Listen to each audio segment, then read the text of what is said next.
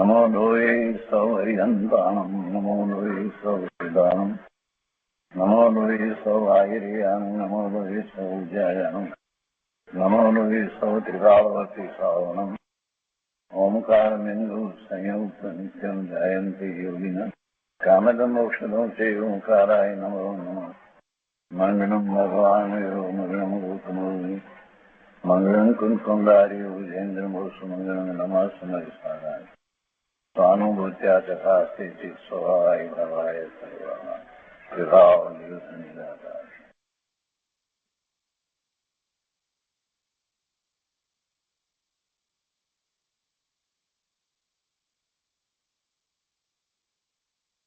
દ્રવ્ય સંગ્રહ નેમિચંદ સિદ્ધાંત દેવ રચિત દ્રવ્ય સંગ્રહનો સ્વાધ્યાય આપણે કરી રહ્યા છીએ. એમાં પહેલી બે ગાથાનો સ્વાધ્યાય આપણે પૂરો કર્યો છે. એ બે ગાથા ઉપર આપણે શાસ્ત્રમાંથી તેમજ પૂજ્ય ગુરુદેવના પ્રવચનમાંથી સ્વાધ્યાય પૂરો કર્યો છે. હવે આજે ત્રીજી ગાથા શરૂ કરીએ છીએ. અહીંયા સંસ્કૃતમાં ત્રીજી ગાથા આ પ્રમાણે છે. ત્રિકાલે ચતુઃ પ્રાણા ઇન્દ્રિયમ બલમ આયુ આન પ્રાણશ્ચ વ્યવહારાત સહ જીવ નિશ્ચયનયત તું ચેતના યશ્ય. ગુજરાતીમાં ગાથા આ રીતે છે. ગુજરાતી અને હિન્દી એ રીતે આમ તો મૂળ વાત હતી. એ ગાથાઓ એ રીતે એના ભાષાંતર થયા છે. એટલે तीन काल में जीवन जास इंद्रिय बल आयुष उच्छ्वास चारी प्राण व्यवहारे जीव निश्चय ने चेतना सदीव. મૂળ સંસ્કૃત ગાથા છે. એનો અન્વયાર્થ આપણે લઈએ છીએ. નેમિચંદ સિદ્ધાંતિક દેવે રચના જે કરી છે એ તો અર્ધમાગધી ભાષામાં કરી છે, પરંતુ બ્રહ્મદેવજીએ જે ટીકા લખી છે તો એમાં સંસ્કૃતમાં પણ એ ગાથા છે. તો આપણે એનો અન્વયાર્થ લઈએ છીએ. વ્યવહારાત એટલે વ્યવહાર નયથી જેને ત્રિકાલે એટલે ભૂત વર્તમાન અને ભવિષ્યકાળમાં ઇન્દ્રિય બલમ એટલે બળ આયુ ચ આન પ્રાણ અને શ્વાસોશ્વાસ ચતુઃ પ્રાણા એ ચાર પ્રાણ હોય છે. તું નિશ્ચય નયત અને નિશ્ચય નયથી ચેતના યશ સહજીવ ચેતના જેને હોય છે તે જીવ છે. વ્યવહાર પ્રાણ અને નિશ્ચય પ્રાણની વાત કરી કે વ્યવહાર નયથી જેને ભૂત વર્તમાન અને ભવિષ્યકાળમાં એટલે ત્રણેય કાળે ઇન્દ્રિય બળ આયુ અને શ્વાસોશ્વાસ એ ચાર પ્રાણ હોય છે. અને નિશ્ચયથી ચેતના જેને હોય છે તે જીવ છે. જો બે ગાથા બીજી ગાથાની અંદર 9 બોલથી વાત કરવામાં આવી અને એ 9 બોલનો વિસ્તાર હવે પછી 12 ગાથામાં કરશે. જે જીવ આદિ 9 અધિકારોનું સૂચન જે કરવામાં આવ્યું એ બીજી ગાથા, તો હવે એ 12 ગાથાઓ દ્વારા 9 અધિકારોનું વિવરણ કરે છે. અને એમાં આ ત્રીજી ગાથા એ પહેલી ગાથા છે. તો અહીંયા પહેલું જીવનું વર્ણન લીધું છે, એટલે જીવના પ્રાણનું વર્ણન અહીંયા લેવામાં આવ્યું. તો અહીંયા એના વિસ્તારમાં કહે છે કે જીવને વ્યવહાર નયથી પ્રાણ, જીવને વ્યવહાર નયથી અર્થાત સંયોગ રૂપે આ ચાર પ્રાણ છે: ઇન્દ્રિય, બળ, આયુ અને શ્વાસોશ્વાસ. હવે એક ઇન્દ્રિય છે તો એક ઇન્દ્રિય છે, અને પછી બળ એટલે કાયા છે, એને મન અને વાણી નથી. આયુ અને શ્વાસોશ્વાસ બધામાં હોય છે. તો આ ચાર પ્રાણ એક ઇન્દ્રિયને થયા. હવે એ સ્થાને આપણે બે ઇન્દ્રિય મૂકીએ તો બીજી ઇન્દ્રિય એ રસ ઇન્દ્રિય છે, જીભ છે, તો એમાં સાથે વાણી આવી જાય છે. એટલે એ બે થયા. એ બે ઇન્દ્રિય જે છે એની અંદર પછી આ બળની અંદર એને કાયા અને વાણી બંને આવી જાય છે. એટલે 2 ઇન્દ્રિય અને 2 આચાર, આયુષ અને શ્વાસોશ્વાસ એમ 6 થાય.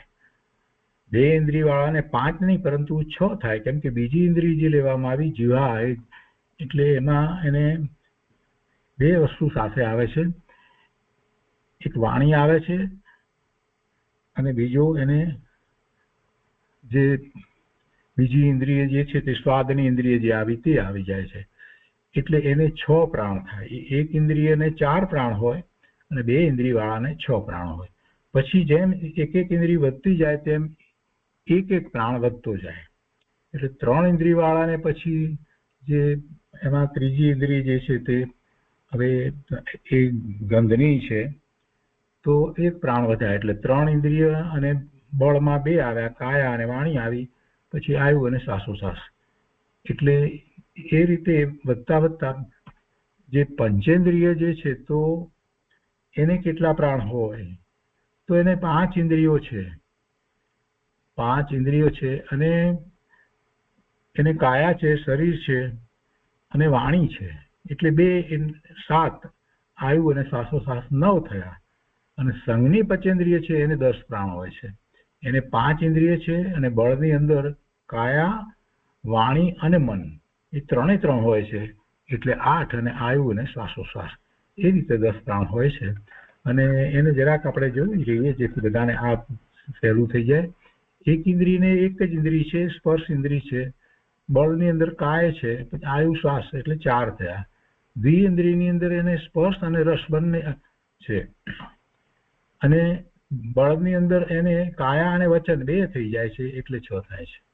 કાયા અને વચન બંને થઈ જાય છે એટલે એમાં 6 થાય છે. પછી એ જ પ્રમાણે ઘાણેન્દ્રિય જે છે, 3 ઇન્દ્રિય છે, ત્રિઇન્દ્રિય, તો એને તો 3 ઇન્દ્રિય છે, સ્પર્શ છે, રસ છે, ઘ્રાણ છે. અને બળની અંદર 2 બળ છે, કાયા અને વચન એ 2 બળ છે. એટલે એ પ્રમાણે 7 થાય છે.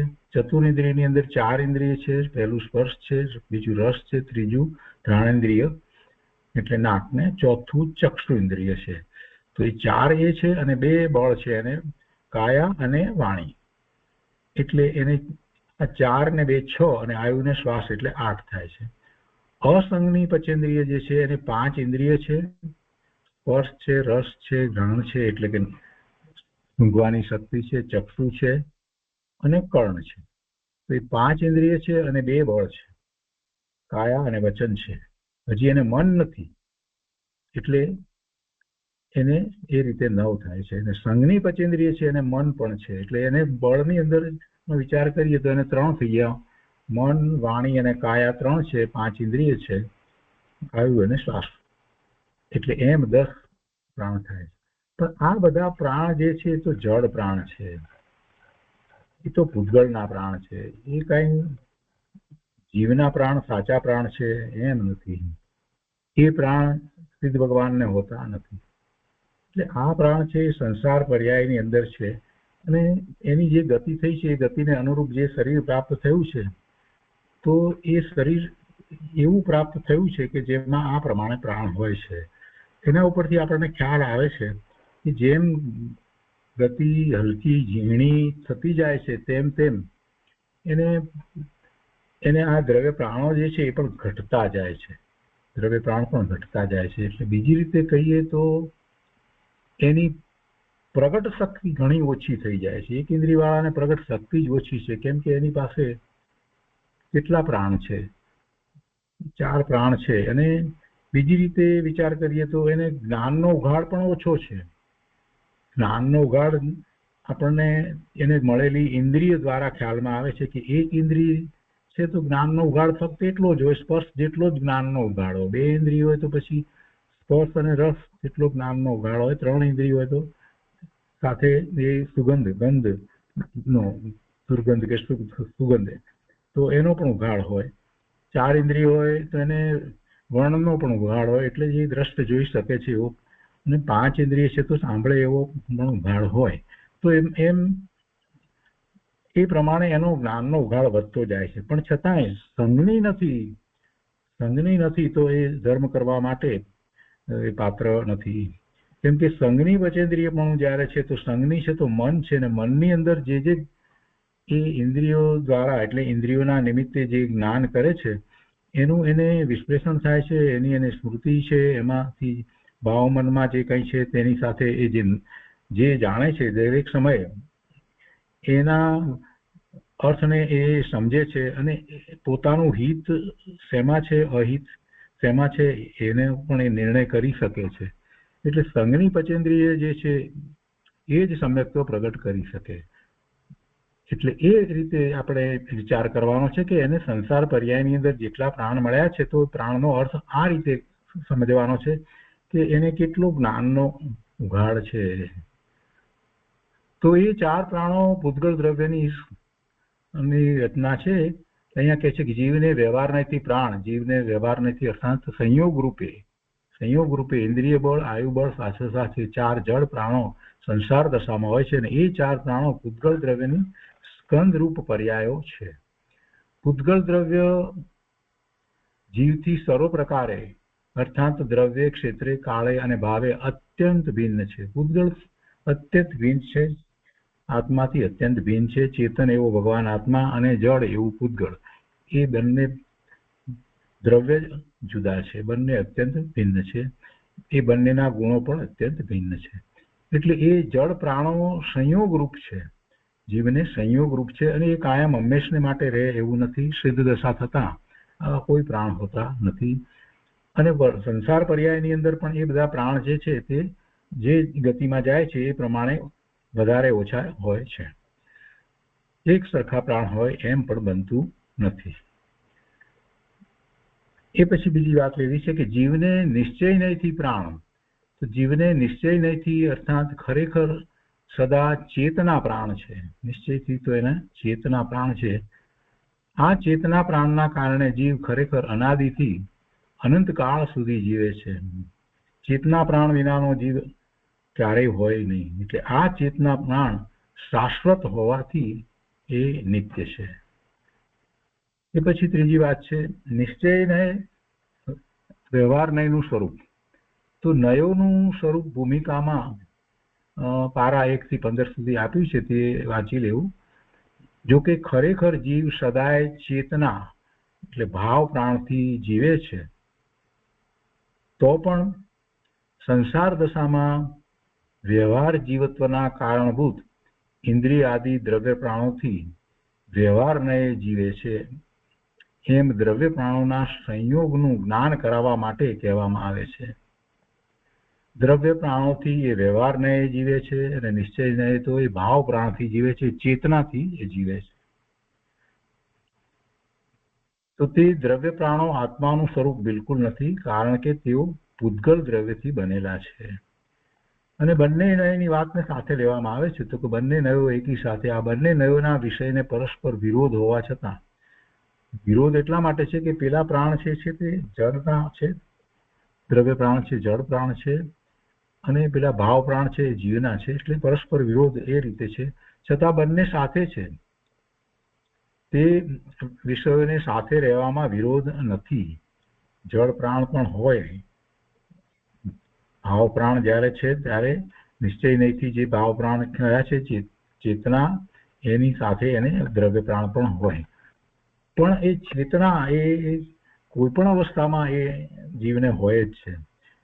ચેતના જ્ઞાન દર્શનની ચેતના છે, એ ચેતનાનો વિચાર જ્યારે કરીએ છીએ તો એ ચેતના, એમાં જ્ઞાનને મુખ્ય કરીને આપણે વાત કરીએ છીએ તો એ ચેતના નિગોદના જીવને પણ છે, પણ એના ઉઘાડ જે છે એ એને ઓછો છે. એટલે અક્ષરના અનંતના ભાગે જ્ઞાનનો ઉઘાડ છે એમ આપણે નિગોદના જીવ માટે કહીએ છીએ. પણ અંદરમાં શક્તિ રૂપે તો અનંત ગુણનો પિંડ એ ભગવાન આત્મા છે. નિગોદમાં રહેલો જીવ પણ એવો જ છે. એટલે એનું ચૈતન્ય પણ તો એવું જ છે. જ્ઞાન દર્શનના ઉઘાડની અપેક્ષાથી આપણે બીજી રીતે વાત કરીએ કે અક્ષરના અનંતમાં ભાગે અને જ્ઞાન પણ, એટલે એ તો ઉઘાડ અપેક્ષાથી છે. મૂળ ગુણ જે છે એમાં કોઈ ફેર પડતો નથી. પછી આ 5મી વાત છે કે જીવને પૌદ્ગલિક પ્રાણોની સંતતિનો હેતુ, એનું કારણ પૌદ્ગલિક પ્રાણ, કે જ્યાં સુધી દેહ પ્રધાન વિષયોમાં મમત્વ છોડતો નથી. દેહ પ્રધાન વિષયોમાં મમત્વ છોડતો નથી. દેહની મુખ્યતા રાખી અને જે વિષયો છે એટલે બધા ઇન્દ્રિયોના વિષયો, પાંચેય ઇન્દ્રિયોના વિષયો, તો દેહ પ્રધાન વિષયોમાં મમત્વ છોડતો નથી. ત્યાં સુધી સંસારી આત્મા ફરી ફરીને અન્ય પ્રાણો ધારણ કરે છે. એટલે એને એવા કર્મના બંધ પડે છે, અને કર્મના બંધ પડે છે તો એને ગતિ થાય છે, અને જે ગતિ થઈ છે એ પ્રમાણે એવું શરીર હોય છે. માટે જીવ ઉપયોગ માત્ર આત્માને ધ્યાવે તો તેને પ્રાણો કઈ રીતે અનુસરે? અર્થાત તેને પ્રાણોનો સંબંધ થતો નથી. ઉપયોગ માત્ર આત્મા, જ્ઞાન માત્ર આત્મા એને ધ્યાવે તો એને એવા કર્મના બંધ પડતા નથી. એટલે ઉપયોગ માત્ર આત્માને ધ્યાવે, જે જ્ઞાન સ્વરૂપ પોતે ભગવાન આત્મા છે એને ધ્યાવે છે, એમાં જ એ લીન થઈ જાય છે, એમાં જ સ્થિર થઈ જાય છે, તો પછી ગતિમાં જ ભ્રમણ કરવાનું રહેતું નથી, અને પંચમ ગતિ થાય છે, સિદ્ધની ગતિ થાય છે. એટલે પછી આવા દ્રવ્ય પ્રાણો હોતા નથી. શરીર, મન, વાણી, ઇન્દ્રિય એમાંનું કાંઈ હોતું નથી. તો એના ઉપરથી તાત્પર્ય અહીંયા કહ્યું છે કે જીવ દ્રવ્યથી પૂતગલ વિપરીત હોવાથી અનંત દર્શન, જ્ઞાન, સુખ, વીર્ય આદિ, એટલે એમાં અનંત દર્શન, અનંત જ્ઞાન, અનંત સુખ અને અનંત વીર્ય આદિ અનંત ગુણ સ્વભાવમય નિજ પરમાત્મા તત્વથી દ્રવ્ય પ્રાણો ભિન્ન છે, તદ્દન ભિન્ન છે, અને હું એનાથી જીવતો નથી, મારું જીવન એવા દ્રવ્ય પ્રાણોથી નથી, એવી ભાવના કરવી. તો હવે આનો થોડો વિસ્તાર આપણે લઈએ છીએ અહીંયા દ્રવ્ય સંગ્રહની અંદર. અહીંયા ટીકાની અંદર બ્રહ્મદેવજીની સંસ્કૃત ટીકા છે, તો એનું ગુજરાતી ભાષાંતર છે, એ આપણે લઈએ છીએ. ગાથા આપણે જરા ફરીથી લઈએ કે ત્રણ કાળમાં ઇન્દ્રિય, બળ, આયુ અને શ્વાસોશ્વાસ એ ચાર પ્રાણોને જે ધારણ કરે છે તે વ્યવહારને એ જીવે છે, અને નિશ્ચય નહીંથી જેને ચેતના છે તે જીવ છે. આ મૂળ વાત ગાથાની છે, અને એનો વિસ્તાર બ્રહ્મદેવજીએ ટીકાની અંદર જે રીતે કર્યો છે સંસ્કૃત ટીકાનો, એનું ગુજરાતી ભાષાંતર આ રીતે છે કે ત્રણ કાળમાં જીવને ચાર પ્રાણ હોય છે. તે કયા? તો કે છે કે અતિન્દ્રિય શુદ્ધ ચૈતન્ય પ્રાણથી પ્રતિપક્ષભૂત, એટલે શુદ્ધ ચૈતન્ય પ્રાણથી વિપરીત, જુદા, પ્રતિપક્ષભૂત. અહીંયા જે અતિન્દ્રિય શુદ્ધ ચૈતન્ય પ્રાણ કયા, એટલે અતિન્દ્રિય છે એટલે એ ઇન્દ્રિય દ્વારા ખ્યાલમાં ના આવે એવા, એટલે એ જીવના નિશ્ચયથી જે ભાવ પ્રાણની વાત કરી છે એની વાત કરે છે અહીંયા. તો અતિન્દ્રિય શુદ્ધ ચૈતન્ય પ્રાણ એનાથી પ્રતિપક્ષભૂત સાયોક્ષમિક ઇન્દ્રિય પ્રાણ છે. અનંત વીર્ય લક્ષણ બળ પ્રાણથી અનંતમાં ભાગ પ્રમાણ મનોબળ, વચન બળ અને કાય બળ રૂપ પ્રાણ છે. હવે અહીંયા આપણે બીજી રીતે પાછી સરખામણી કરી કે જેમ પેલું અતિન્દ્રિય શુદ્ધ ચૈતન્ય પ્રાણ જે છે એનાથી પ્રતિપક્ષભૂત ક્ષયોક્ષમિક ઇન્દ્રિય પ્રાણ કહેવામાં આવ્યા, તો એવી રીતે એને અનંત ચતુષ્ટયનો જયારે વિચાર કરીએ છીએ તો અનંત વીર્ય છે. તો અનંત વીર્ય લક્ષણ જે છે તે આત્માનું તો એ અનંત શક્તિ છે. તો એ અનંત વીર્ય લક્ષણ બળ પ્રાણથી અનંતમાં ભાગ પ્રમાણ, એનાથી અનંતમાં ભાગ પ્રમાણ મનોબળ, વચન બળ અને કાય બળ રૂપ પ્રાણ છે. આ અનંત વીર્ય એ તો આત્માનો ગુણ છે, વીર્ય ગુણ છે, એને કારણે જે એને શક્તિ છે, એનું જે બળ જે છે એની તો શું વાત થાય. એ તો અનંત કાળ સુધી જીવને સુખ, શાંતિ, આનંદની દશામાં રાખે છે, અનંત ગુણ સહિત એ તો રહે છે. એ અનંત વીર્ય પ્રગટ થયું, આપણે જે બોલીએ છીએ કેવળ જ્ઞાન થયું, તો અનંત જ્ઞાન, અનંત દર્શન, અનંત વીર્ય, અનંત સુખ પ્રગટ થયા. તો એ અનંત વીર્ય એટલે અનંત બળ જે પ્રગટ થયું, તો એ એના વીર્ય ગુણને કારણે એ પ્રગટ થયું છે, અને એને લીધે તો એ અનંત કાળ સુધી જીવ એ પોતાની એવી સુખ શાંતિ આનંદની અવ્યાબાદ સુખ શાંતિ આનંદની દશાની અંદર એ રહે છે, સીધી સલાહ ઉપર રહે છે. તો એ વીર્ય, એ શક્તિ, એવી શક્તિ વર્તમાનમાં આપણે અનેક અપેક્ષાએ શક્તિનો વિચાર કરીએ છીએ, પાવરનો વિચાર કરીએ છીએ, એનર્જીનો વિચાર કરીએ છીએ, પણ બધી એનર્જી કેવી છે? એ એનર્જી કેટલો સમય ચાલે છે? તો અહીંયા તો એવી એનર્જી છે, આત્મામાં એવી એનર્જી પડી છે જેને આપણે અનંત વીર્ય કહીએ. તો એ એનર્જી કેવી છે? તો કે અનંત કાળ સુધી એવા ને એવા સુખ શાંતિ આનંદની દશામાં સિદ્ધ સલાહ ઉપર વિરાજી રહે છે. તો એને માટેની જે શક્તિ છે ક્યાંથી એને પ્રાપ્ત થાય છે? તો કે એનામાં અંદરમાં એવી અનંત શક્તિ પડી છે, એ અનંત વીર્ય, એવા લક્ષણવાળું જે એ બળ છે, એવા લક્ષણવાળી જે શક્તિ છે. તો એના અનંતમાં ભાગ પ્રમાણ, અનંતમો ભાગ, સંખ્યાત્મક ભાગ પણ નહીં, અનંતમાં ભાગ પ્રમાણ આ મનોબળ, વચન બળ અને કાય બળ રૂપે પ્રાણ છે. આ શક્તિ ક્યાં ને પેલી શક્તિ ક્યાં? અહીંયા આપણને અહીંયા તુલના કરી અને એ સમજાવ્યું છે કે ભગવાન આત્મામાં કેવી શક્તિ પડી છે. પેલું શુદ્ધ ચૈતન્ય પ્રાણની વાત લેવામાં આવી અને પછી અહીંયા આ બીજી વાત લીધી. જે શુદ્ધ ચૈતન્ય પ્રાણથી પ્રતિભક્ત સયોપસમિક ઇન્દ્રિય પ્રાણ છે અને એના પછીથી આ વીર્ય બળની વાત લીધી. તો એમાં તો કહે છે કે આ મનોબળ, વચન બળ, કાય બળ આપણે જે કહીએ છીએ એ બધા દ્રવ્ય પ્રાણ છે, એનાથી તો અનંત ગુણી શક્તિ, એ અનંત વીર્ય લક્ષણ બળ પ્રાણમાં છે. આગળ કહે છે કે અનાદિ અનંત શુદ્ધ ચૈતન્ય પ્રાણથી વિપરીત, એટલે તેનાથી વિલક્ષણ સાદી શાંત, એટલે જેની આદિ છે અને જેનો અંત છે તે આયુ પ્રાણ છે. અનાદિ અનંત શુદ્ધ ચૈતન્ય પ્રાણ, અનાદિ અનંત શુદ્ધ ચૈતન્ય પ્રાણ કેવા છે? તો કે અનંત કાળ સુધી એ તો રહે છે, એનો અંત આવતો જ નથી, જેની આદિ પણ નથી, જેની આદિ પણ નથી અને જેનો અંત પણ નથી. એવા શુદ્ધ ચૈતન્ય પ્રાણથી વિપરીત, એનાથી વિલક્ષણ, જેની શરૂઆત છે, આદિ છે, સાદી શાંત, આદિ પણ છે અને એનો અંત પણ છે. સાદી શાંત એટલે આદિ સહિત અને અંત સહિત શું છે? આયુ પ્રાણ. આયુષની શરૂઆત પણ હોય છે અને આયુષનો અંત પણ છે. આ દ્રવ્ય પ્રાણ છે ને, તો એની તો શરૂઆત અને અંત છે. જ્યારે પેલું જે છે તે એ ચૈતન્ય પ્રાણ જે છે એ કેવા છે? એ અનાદિ અનંત છે. તો અનાદિ અનંત શુદ્ધ ચૈતન્ય પ્રાણથી વિલક્ષણ, તેનાથી વિપરીત આ સાદી શાંત, જેની આદિ અને અંત છે, એવા આયુ પ્રાણ છે. હવે શ્વાસોશ્વાસના પ્રાણને વિશે કહે છે. પેલા ઇન્દ્રિય પ્રાણની વાત કરી, ત્યાર પછીથી પેલા બળની વાત કરી, મનોબળ, વચન બળ અને કાય બળની વાત કરી, ત્યાર પછીથી એને આ આયુ છે એની વાત કરી અને હવે શ્વાસોશ્વાસની વાત કરી. કેમ કે 4 પ્રાણ લીધા છે ને અહીંયા, એટલે તો ચોથા પ્રાણ શ્વાસ અને ઉચ્છ્વાસના, તો કે છે કે શ્વાસ અને ઉચ્છ્વાસના પરાવર્તનથી ઉત્પન્ન ખેદ રહિત વિશુદ્ધ ચૈતન્ય પ્રાણથી વિપરીત શ્વાસોશ્વાસ રૂપ પ્રાણ છે. આ શ્વાસોશ્વાસ રૂપ જે પ્રાણ છે એમાં તો ખેદ છે, એમાં શાંતિ નથી હોતી. શ્વાસોશ્વાસ વધારે પણ ચાલે ને ઓછા પણ ચાલે, શ્વાસોશ્વાસ બંધ થઈ જાય એટલે એ શરીરમાંથી ચાલ્યો જાય.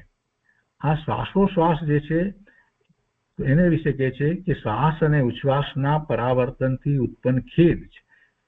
એવા ખેદ વિના, એવા ખેદ રહિત વિશુદ્ધ ચૈતન્ય પ્રાણથી વિપરીત શ્વાસોશ્વાસ રૂપ પ્રાણ છે. એટલે જે શુદ્ધ ચૈતન્ય પ્રાણ છે એ શુદ્ધ ચૈતન્ય પ્રાણમાં ખેદ નથી, એ ખેદ રહિત પ્રાણ છે, એમાં કોઈ ખેદ હોતો નથી. જ્યારે આ શ્વાસોશ્વાસ રૂપ પ્રાણ છે એ ખેદ સહિત પ્રાણ છે. તો એ ચારે પ્રાણની સામે ચૈતન્ય પ્રાણને મૂકી અને તુલના કરી અને સમજાવ્યું કે ચૈતન્ય પ્રાણ કઈ રીતે અદ્ભુત છે. હવે આગળ કહે છે કે વ્યવહારની અપેક્ષાએ આ પ્રકારના 4 દ્રવ્ય અને ભાવ પ્રાણોથી યથાસંભવ જે જીવે છે, જીવશે અને પૂર્વે જીવતો હતો તે જીવ છે.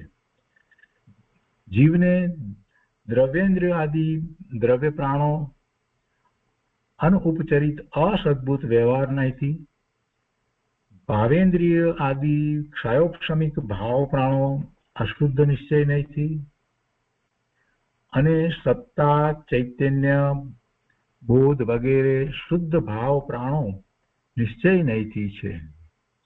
જો અહીંયા 3 રીતે વાત કરી. જીવને આ બધી જે જળ પ્રાણની જે ઇન્દ્રિય આદિ જે દ્રવ્ય પ્રાણો જે કહેવામાં આવ્યા એ જીવને છે તો કે છે કે વ્યવહાર નહીંથી છે. અને એ વ્યવહાર નહીંથી કહ્યું, પણ એ વ્યવહાર પણ કેવો? અસદભૂત અને અનઉપચરિત. એવા અનઉપચરિત અસદભૂત વ્યવહાર નહીંથી દ્રવ્ય પ્રાણો છે. ત્યારે ભાવ પ્રાણની વાત કરતા કહે છે કે ભાવેન્દ્રિય આદિ, ભાવ ઇન્દ્રિય એ તો જ્ઞાન છે, ભાવેન્દ્રિય ભાવ મન એ જ્ઞાન છે, અને એક ભાવેન્દ્રિયો જે છે તે ક્ષયોક્ષમિક છે. ક્ષયોક્ષમિક જ્ઞાનની પર્યાયને આપણે ભાવ ઇન્દ્રિય કહીએ છીએ. 5 ઇન્દ્રિય જે છે જળ, શરીરની અંદર 5 ઇન્દ્રિય જળ જે છે, તો એના દ્વારા આપણને એક એક વિષયનું જ્ઞાન જે થાય છે, તો એ ખરેખર તો જ્ઞાન થાય છે. તો એ જ્ઞાન કરવા વાળી જે ઇન્દ્રિય છે તે દરેક એક ઇન્દ્રિય સાથે જોડાયેલી એક ક્ષયોક્ષમિક જ્ઞાન, તો એને ભાવ ઇન્દ્રિય કહેવામાં આવે છે. અને એ દ્વારા એક એક વિષયનું જ્ઞાન થાય છે. અને એ જ્ઞાન ખરેખર તો શ્રુત જ્ઞાન દ્વારા જ સમજમાં આવે છે. એટલે મતિ જ્ઞાનની જ્યારે વાત કરીએ છીએ તો 5 ઇન્દ્રિય છે, તો 5 ઇન્દ્રિય દરેક ઇન્દ્રિય એક એક વિષયનું જ જ્ઞાન કરે. આંખથી સ્વાદની ખબર ના પડે, આંખથી સંભળાય નહીં, પણ આંખથી દેખાય. એવી રીતે દરેક ઇન્દ્રિય દ્વારા જે કંઈ જ્ઞાન જે થઈ રહ્યું છે એ ઇન્દ્રિય જળ ઇન્દ્રિય છે ને એ કંઈ જ્ઞાન કરતી નથી. કેમ કે શરીરમાં એ ઇન્દ્રિયો રહી છે, પણ આત્મા નથી, તો પછી ક્યાં જ્ઞાન થાય છે? એટલે જ્ઞાન કરવા વાળો તો આત્મા છે, અને આત્માનો જે જ્ઞાન સ્વભાવ છે, અને એમાં એ જ્ઞાન આની આમ ઇન્દ્રિય સાથે જોડાઈ, જે ઇન્દ્રિય છે એની સાથે જોડાઈ અને જે જ્ઞાનની પર્યાય થાય છે, જે ક્ષયોક્ષમિક જ્ઞાન છે, એને ભાવ ઇન્દ્રિય કહેવામાં આવે છે. એવી રીતે મન સાથે જોડાયેલા જ્ઞાનને ભાવ મન કહેવામાં આવે છે. જ્ઞાન તો એનો સ્વભાવ જ છે, અને સતત એ તો પરિણમે જ છે. તો આવી આ ભાવ ઇન્દ્રિય આદિ ક્ષયોક્ષમિક ભાવ પ્રાણો, એટલે ભાવ ઇન્દ્રિય પણ આવી ગઈ 5 અને ભાવ મન પણ આવી ગયું. તો એ ક્ષયોક્ષમિક જ્ઞાન છે. તો એ ભાવ ઇન્દ્રિય આદિ ક્ષયોક્ષમિક ભાવ પ્રાણો એ અશુદ્ધ નિશ્ચય નહીંથી, એને અહીંયા વ્યવહાર નહીંથી નથી કહ્યા, પણ નિશ્ચય નથી કહ્યા, પણ એ અશુદ્ધ નિશ્ચય નહીંથી કહેવામાં આવ્યા છે. કેમ કે આ ક્ષયોક્ષમિક જ્ઞાન છે, અને આત્માનો મૂળ સ્વભાવ જે છે તો પૂર્ણ જ્ઞાન સ્વભાવ છે. એટલે ખરેખર તો સિદ્ધ ભગવાનને આવું કાંઈ ક્ષયોક્ષમિક જ્ઞાન હોતું નથી. આપણે જ્યારે જ્યારે પ્રશ્ન થાય તો આપણે આપણી માસ્ટર કી લાગુ પાડીએ કે સિદ્ધ ભગવાનને કઈ રીતે છે, તો સિદ્ધ ભગવાનને આવું કાંઈ ક્ષયોક્ષમિક જ્ઞાન નથી. એટલે ક્ષયોક્ષમિક ભાવ પ્રાણો એમને નથી, એટલે એ અશુદ્ધ નિશ્ચય નહીંથી છે. પણ એ જીવનું છે, એટલે અહીંયા નિશ્ચય નહીંથી વાત કરવામાં આવી. અને પેલા જે દ્રવ્ય પ્રાણની વાત કરવામાં આવી એ તો પૂતગળના છે, એટલે એ એના છે નહીં. અને વ્યવહાર કયો એ પણ અસદભૂત કહેવામાં આવ્યો. તો અહીંયા અશુદ્ધ નિશ્ચય નહીંથી. અને હવે કહે છે એના પછીથી કે સત્તા ચૈતન્ય બોધ વગેરે શુદ્ધ ભાવ પ્રાણો. હવે અહીંયા શુદ્ધ ભાવ પ્રાણ લીધા છે. ક્ષયોક્ષમિક ભાવ પ્રાણના સ્થાને શુદ્ધ ભાવ પ્રાણો એ નિશ્ચય નહીંથી જીવને હોય છે. ચૈતન્ય સત્તા, એની સત્તા અસંખ્યાત પ્રદેશ પ્રમાણ અખંડ એકરૂપ અનંત ગુણ સહિતની એની સત્તા છે. અને એ ચૈતન્ય છે, એટલે કહે છે કે સત્તા ચૈતન્ય બોધ એટલે જ્ઞાન, એ પૂર્ણ જ્ઞાન સ્વરૂપે પરિણમી જાય છે. એટલે એ દર્શાવવું છે, એટલે બોધ શબ્દ જુદો મૂક્યો. ચેતના તો ગુણ તરીકે છે, પણ એનું પ્રગટપણું છે. એટલે અહીંયા કહે છે કે સત્તા ચૈતન્ય બોધ વગેરે શુદ્ધ ભાવ પ્રાણો નિશ્ચય નહીંથી છે. તો જીવને 3 રીતે વાત લેવામાં આવી. અશુદ્ધ વ્યવહાર નહીંથી એને આ દ્રવ્ય પ્રાણ કયા, અને અશુદ્ધ નિશ્ચય નહીંથી અસદભૂત વ્યવહાર નહીંથી એને દ્રવ્ય પ્રાણ કયા છે. અશુદ્ધ નિશ્ચય નહીંથી એને ભાવ પ્રાણ કયા, અને નિશ્ચય નહીંથી એને સત્તા ચૈતન્ય બોધ એવા શુદ્ધ ભાવ પ્રાણો કહેવામાં આવ્યા. હવે કહે છે કે શુદ્ધ નિશ્ચય નહીંથી ઉપાદેય ભૂત શુદ્ધ ચેતના જેને છે તે જીવ છે. એટલે આ છેલ્લી વાત સાથે મૂકી દીધી. અહીંયા નિશ્ચય નહીંથી ગયા પછી શુદ્ધ નિશ્ચય નહીંથી ઉપાદેય ભૂત શુદ્ધ ચેતના જેને છે તે જીવ છે. એટલે કે જે જીવ પોતે પોતાના શુદ્ધ સ્વભાવ ભાવે પરિણમી ગયો છે એવું જે સ્વરૂપ જે છે એ જીવ છે. શુદ્ધ નિશ્ચય નહીંથી ઉપાદેય ભૂત શુદ્ધ ચેતના, જે ઉપાદેય ભૂત છે એટલે કે જેની દ્રષ્ટિ કરીને એમાં જ એકાગ્રતા લીનતા અને સ્થિરતા કરવા યોગ્ય છે એ શુદ્ધ ચેતના છે જેને તે જીવ છે. જીવ માત્રને અંદરમાં શક્તિ રૂપે એવી જ શુદ્ધ ચેતના છે, એ ઉપાદેય ભૂત છે એનું લક્ષ્ય કરી અને જીવ સમ્યક્ત પ્રગટ કરે છે. હવે અહીંયા આગળ કહે છે કે તેથી, હવે આગળ કહે છે કે તેથી અહીંયા એક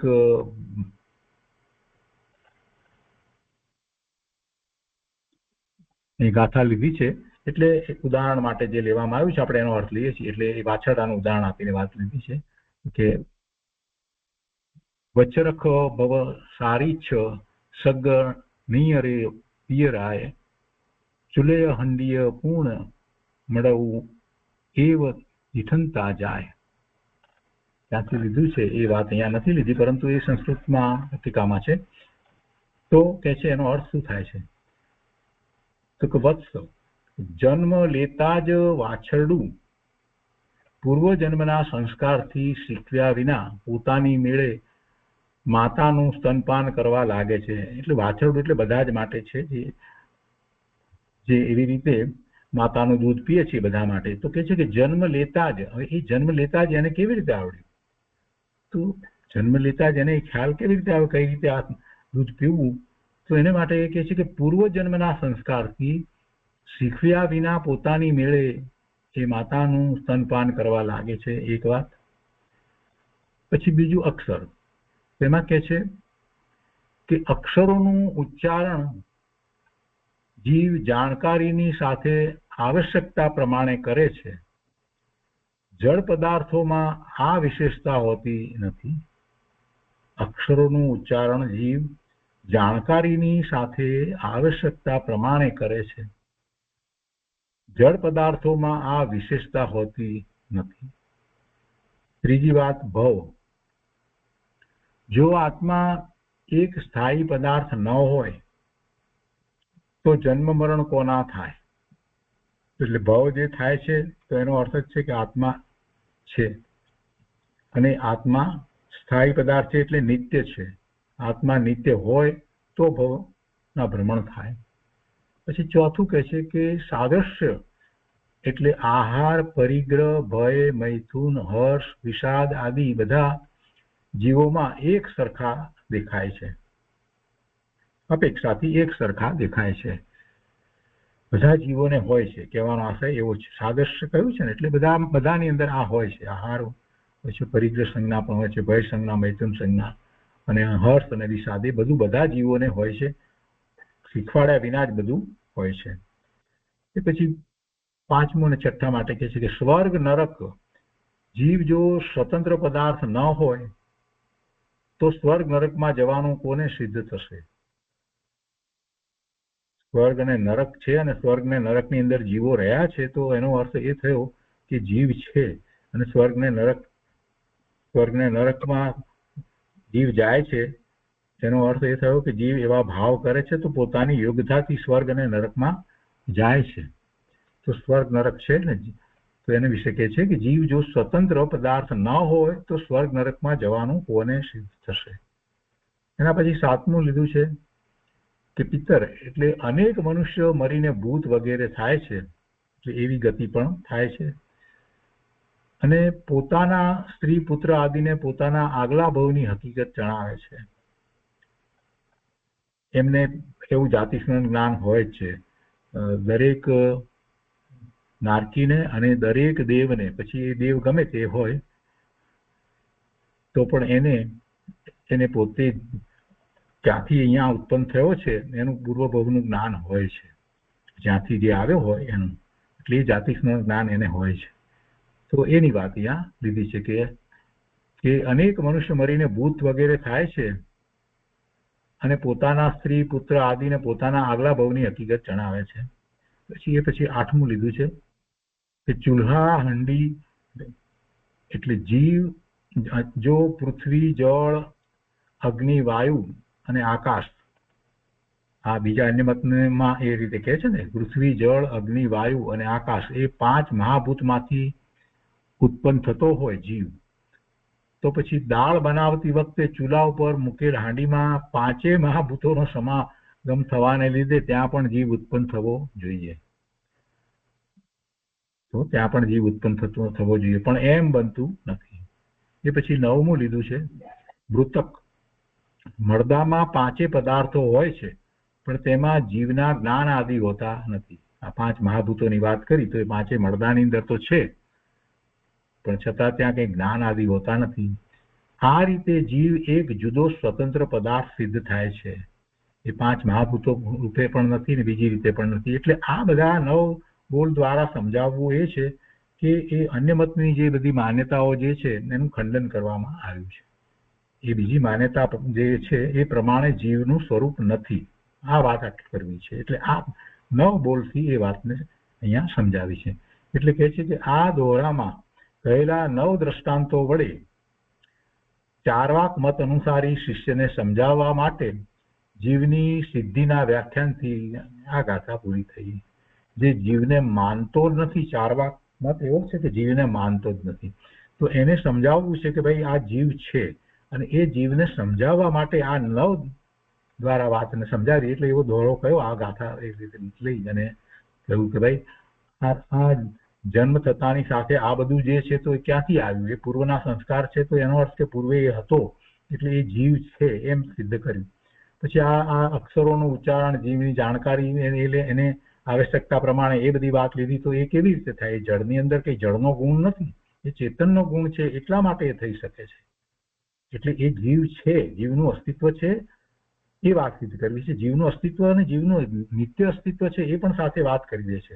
અહીંયા તો પુનર્જન્મને પણ સિદ્ધ કર્યો. એટલે એ બધા દ્વારા જીવ છે અને જીવ કેવો છે એ બધી વાત કહી. અને પેલા ચાર્વાક મતમાં જે આત્માને માનતા જ નથી એને આ બધી વાત સમજાવી છે. એટલે અહીંયા આ વાત લીધી છે.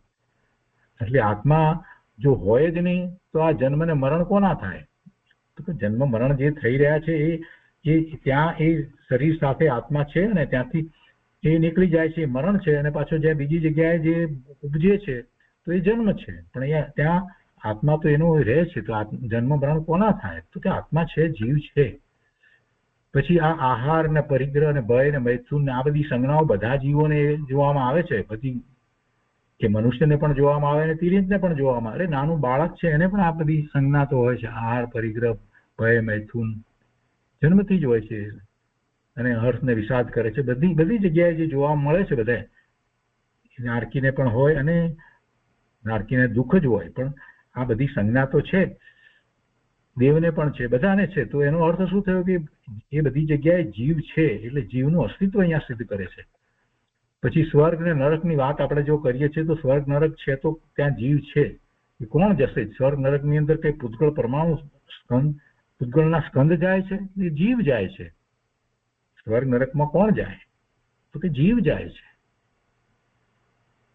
પછી અહીંયા કહે છે કે આ દેવને અને જે નારકી છે એને જે જાતિ આગલા ભાવનું જે જ્ઞાન હોય છે, અને એ જ્ઞાન જે છે તો એ તો સિદ્ધ થાય છે કે એ મરી અને એ પૂર્વ ભાવમાં જ્યાં હતો ત્યાં આવીને કેટલીક વખત એ હકીકત જણાવે છે.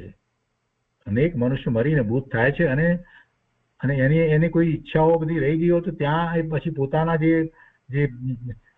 સ્વજનો જે હતા એ ભવના એને કંઈક વાત કહે છે, પુત્ર આદિને પોતાના આગલા ભવની હકીકત જણાવે છે. એ બધી વાત હોય છે. ભૂત વગેરેની વાત એ કંઈક સાવ કાઢી નાખવાની અશક્ય વાત છે એમ નથી, હોય છે. વ્યંતર દેવો હોય છે, અને વ્યંતર દેવો તો આપણે જ્યાં અહીંયા રહીએ છીએ ત્યાં પણ વ્યંતર દેવ હોય, આપણને ખબર ન હોય, દેખાય નહીં એટલે ખ્યાલ ના આવે. પણ કેટલીક વખત એને બહુ એવી તૃષ્ણા રહી ગઈ હોય તો એ કંઈક પ્રકારે કંઈક કરે. પણ મુશ્કેલી ક્યાં છે કે એને ઘણી વખત એવું છે કે ઘણો લાંબો સમય વીતી ગયો એટલે એના મૂળ જે સ્વજનો વગેરે હતા એ તો હવે રહ્યા ન, તો એને પછી એને માટે શું કરવાનું થાય, અને એનું આયુષ્ય તો ઘણું હોય. એટલે વેંતરદેવ તો આપણી આસપાસમાં પણ આપણે જ્યાં રહેતા હોય ત્યાં પણ હોય, એવા ફરતા હોય. તો આના દ્વારા પણ એ સિદ્ધ થાય છે. તમે જો એનો વિચાર કરો તો કે જીવ છે, અને પછી આ જે વાત કરી કે બીજા મતની અંદર આ વાત માનવામાં આવે છે કે બસ એ તો પંચમહાભૂત છે, પંચમહાભૂત પદાર્થ છે. તો કે છે કે પંચમહાભૂત પદાર્થ એટલે પૃથ્વી, જળ, અગ્નિ, વાયુ અને આકાશ, એ 5 મહાભૂતમાંથી જે જીવ ઉત્પન્ન થતો હોય અને પછી એ ખલાસ થઈ જતો હોય, એ રહેતો ન હોય, એવી જો વાત હોય તો પછી આપણે દાળ બનાવીએ તો ચૂલા ઉપર મૂકેલ હાંડીની અંદર આ 5 વસ્તુ તો છે.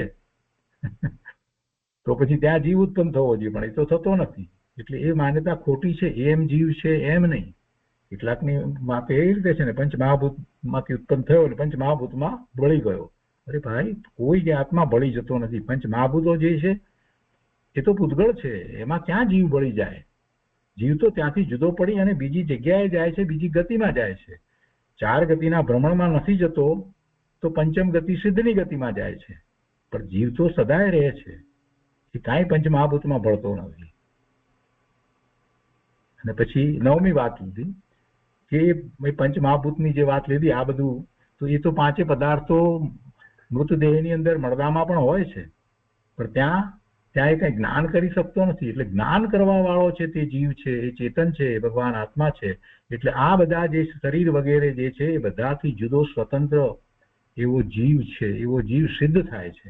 અહીંયા પહેલા જીવને સિદ્ધ કર્યો છે, પેલા માનતા નથી ને એટલે આ આખો વિસ્તાર જે કર્યો છે એ એના માટે કર્યો છે. એટલે આ દોરામાં કહેલા 9 દ્રષ્ટાંતો વડે ચાર્વાક મત અનુસારી શિષ્યને સમજાવવા માટે જીવની સિદ્ધિ, એટલે જીવને સિદ્ધ કર્યો, જીવ છે, જીવને સાબિત કર્યો છે. એ રીતે આ વાત લીધી. તો હવે આજે આગળ લઈએ છીએ કે હવે અધ્યાત્મ ભાષાથી નયોના લક્ષણ કહે છે. આ તો ચાર્વાક મતવાળાને સમજાવવા માટેની વાત થઈ, પણ જીવની વાત તો આપણે જે રીતે સમજવાની છે, નયો દ્વારા પણ વાતને સમજવાની છે. બીજી ગાથાની અંદર પણ એ નવ બોલ દ્વારા બધી વાત આવી, એમાં જીવની વાત પણ આપણે નયો દ્વારા સમજ્યા છીએ. પણ હવે આ ગાથાની અંદર એનો વધારે વિસ્તાર છે, અને પૂજ્ય ગુરુદેવે પણ એનો વધારે વિસ્તાર કર્યો છે. એ પછી આપણે આવતા સ્વાધ્યાયમાં લઈશું. અહીંયા કહે છે કે અધ્યાત્મ ભાષાથી નયોના લક્ષણ કહે છે તો કે સર્વે જીવો શુદ્ધ બુદ્ધ એક સ્વભાવ વાળા છે. સર્વે જીવો શુદ્ધ બુદ્ધ એક સ્વભાવ વાળા છે. શુદ્ધ બુદ્ધ, શુદ્ધ છે અને જ્ઞાન સ્વરૂપ છે. બુદ્ધ એટલે જ્ઞાન સ્વરૂપ. સર્વે જીવો શુદ્ધ બુદ્ધ એક સ્વભાવ વાળા છે. એ શુદ્ધ નિશ્ચય નયનું લક્ષણ છે. પછી બીજી વાત કહે છે કે રાગાદી જ જીવ છે એ અશુદ્ધ નિશ્ચય નયનું લક્ષણ છે. જે રાગ ભાવે જે પરિણમે છે એ જીવ છે. રાગ ભાવે બીજું કાંઈ પરિણમતું નથી. રાગાદિ, આદિ કર્યું છે ને, એટલે રાગ દ્વેષના ભાવે જે પરિણમે છે એ જીવ છે, એ કઈ પૂતગળ નથી, પૂતગળ પરિણમતું નથી. અને એ જીવનું પરિણમન છે એટલે એને એવા કર્મના બંધ પડે છે. રાગાદિ જ જીવ છે એમ જ્યારે કહ્યું તો જે રાગાદિ ભાવે પરિણમે છે તો એ રાગાદિ ભાવે પરિણમે છે એ કઈ જીવનું મૂળભૂત સ્વરૂપ નથી. એટલે એને અશુદ્ધ નિશ્ચય નયથી કહેવામાં આવ્યું છે. એટલે એ અશુદ્ધ નિશ્ચય નયથી એ જીવનું લક્ષણ કહેવાય, જે રાગાદિ ભાવે પરિણમે છે. પણ શુદ્ધ નિશ્ચય નયથી જે છે એ તો ત્રિકાળ છે. શુદ્ધ બુદ્ધ એ તો ત્રણેય કાળે એમ જ છે, પ્રસિદ્ધ ભગવાનને પણ છે. અને રાગાદિ જે જીવ છે જ્યારે એમ કહીએ એટલે રાગાદિ ભાવે જે પરિણમે છે તે એ જીવ છે, તો એ સંસાર પર્યાય છે ત્યાં એ રાગાદિ ભાવે એ પરિણમે છે. એ અશુદ્ધ નિશ્ચય એનું લક્ષણ છે. ગુણ અને ગુણી અભેદ હોવા છતાં પણ ભેદનો ઉપચાર કરવો તે સદ્ભુત વ્યવહારનું લક્ષણ છે. અને ભેદ હોવા છતાં પણ અભેદનો ઉપચાર કરવો તે અસદ્ભુત વ્યવહારનું લક્ષણ છે. અહીંયા નયની સમજ આપી છે. ભેદ નથી અને ભેદ પાડવામાં આવ્યા, ગુણ ગુણી અભેદ છે, છતાં પણ એમાં ભેદનો ઉપચાર કર્યો એટલે એ વ્યવહારને તો થયો તો એ પણ એ કેવો છે? તો એ છે એટલે કે સદબુદ્ધ વ્યવહારનું લક્ષણ છે. અને ભેદ છે છતાં પણ અભેદ ગણી લેવામાં આવે. ભેદ હોવા છતાં પણ અભેદનો ઉપચાર કરવો એ અસદબુદ્ધ વ્યવહારનું લક્ષણ છે. તે આ પ્રમાણે જીવને કેવળ જ્ઞાન આદિ ગુણો છે એ અનઉપચરિત શુદ્ધ સદબુદ્ધ વ્યવહારનું લક્ષણ છે. જીવને કેવળ જ્ઞાન આદિ ગુણો છે તો એ છે, પણ એમાં જીવને છે એમ કરીને જીવથી જ્યારે જુદું પાડ્યું, ભેદ પાડ્યો એટલે સદબુદ્ધ વ્યવહાર થયો, પણ એ શુદ્ધ છે અને એમાં કોઈ ઉપચાર પણ નથી. એ છે એટલે અનઉપચરિત શુદ્ધ સદબુદ્ધ વ્યવહારનું લક્ષણ છે. જીવને મતિ જ્ઞાન આદિ વિભાવ ગુણો છે એમ જ્યારે કહીએ તો એ ઉપચરિત અશુદ્ધ સદબુદ્ધ વ્યવહારનું લક્ષણ છે. કેમ કે એવું પણ છે એટલે સદબુદ્ધ વ્યવહાર તો થયો, પણ એ અશુદ્ધ અને એ ઉપચાર માત્ર છે. ખરેખર તો એને મતિ જ્ઞાન એમ ન કહેવાય, એને શુદ્ધ જ્ઞાન જ છે એમ જ કહેવાય. એટલે મતિ જ્ઞાન આદિ ભેદ પાડ્યા. કેવળ જ્ઞાન તો બરાબર છે, એનો સ્વભાવભૂત જ છે, પણ આ તો મતિ જ્ઞાન આદિ એટલે મતિ જ્ઞાન, શ્રુત જ્ઞાન, અધિજ્ઞાન, પરિજ્ઞાન એવા જે તો કે છે કે જીવને મતિ જ્ઞાન આદિ વિભાવ ગુણો છે. આને વિભાવ ગુણ કેમ કહેવામાં આવ્યા? તો તે મૂળભૂત ગુણ જે છે એમાં તો પૂર્ણતા જ છે, જ્ઞાનની પૂર્ણતા છે એટલે કેવળ જ્ઞાન હોય. પણ આ જે છે તે એનો ઉઘાડ અપેક્ષાએ લેવામાં આવ્યા છે. મૂળ ગુણ જે છે એની પૂર્ણ દશા નથી પ્રગટ એટલે એ છે. એટલે ભગવાનને કેવળ જ્ઞાન થયું ત્યાર પછીથી મતિ જ્ઞાન, અધિજ્ઞાન આ બધું હોય તો કે પછી પ્રશ્ન જ ઉપસ્થિત નથી થતો એનો.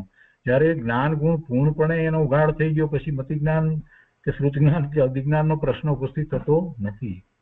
એટલે એ રીતે એને વિભાવ ગુણ છે એમ કહેવામાં આવ્યું. એટલે જીવને મતિ જ્ઞાન આદિ વિભાવ ગુણો છે તો એને ઉપચરિત ઉપચાર માત્રથી કહેવામાં આવ્યું અને એ અશુદ્ધ સદબુદ્ધ વ્યવહારનું લક્ષણ છે. હવે એના પછી આગળ કહે છે કે સંશ્લેષ સંબંધવાળા પદાર્થ શરીર આદિ મારા છે એ અનઉપચરિત અસદબુદ્ધ વ્યવહારનું લક્ષણ છે. એ તો પોતાના છે જ નહીં, પણ છતાંય અહીંયા અનઉપચરિત એટલે ઉપચાર માત્ર નથી, છે એટલે એને અનઉપચરિત, પણ છે તો અસદબુદ્ધ, ખરેખર નથી.